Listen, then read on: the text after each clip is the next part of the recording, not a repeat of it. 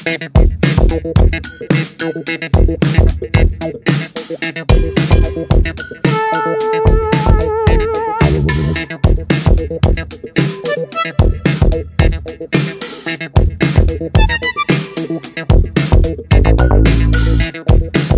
today's video, kailangan natin ng white plate or plato, 5 glass, clear glass, at 1 bowl, clear glass.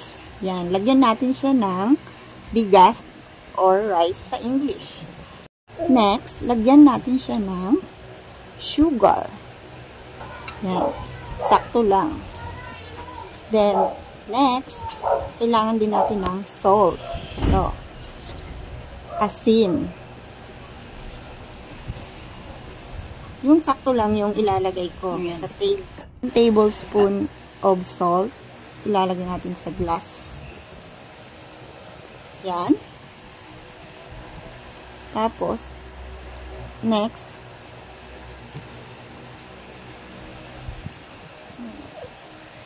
maglalagay rin tayo ng water.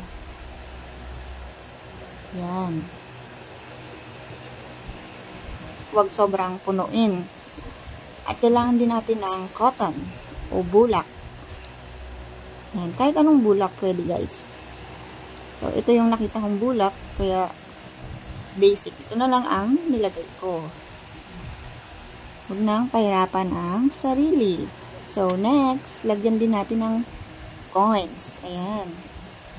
Kung may mga coins kayo dyan, ilagay nyo sa glass. Yan. Kita nyo, yan na sila. Yung 5 glass. May sugar, may salt, may water, at cotton, at may coins. Next, siyempre, kailangan din natin ng laurel. Kung may laurel kayo, ilagay nyo sa rice. Paikot. Yan. Yan. Ilagay nyo paikot sa bigas.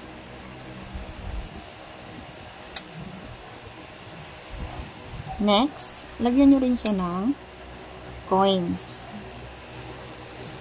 20 coins ang ilalagay natin dyan. Yan. Ilagay natin sa bigas. Sa rice bowl.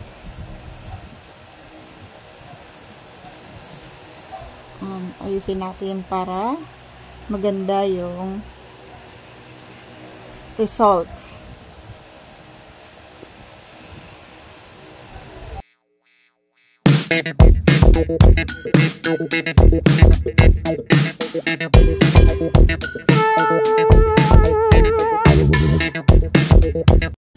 At kung may ganito kayo sa mga Chinese, yan, lagay nyo siya sa rice bowl nyo.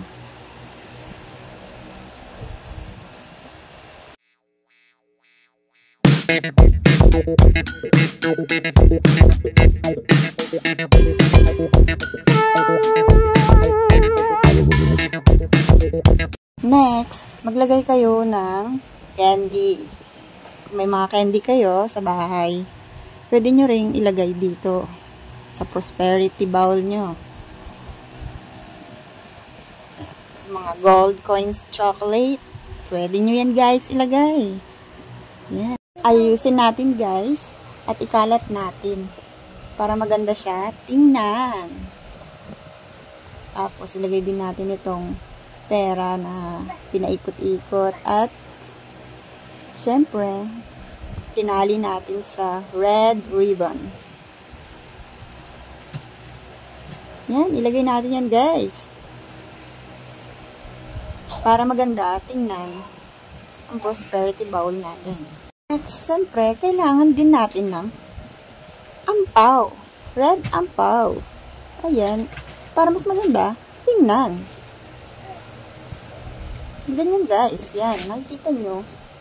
Bumili lang kayo, 25 pesos lang sa labas. Mailalagay na kayo sa prosperity bowl nyo. Ayan. Yun na ang kinalabasan niya. Ang ganda, diba, guys? Kaya, please subscribe to my YouTube channel. It's me, Jana Lu.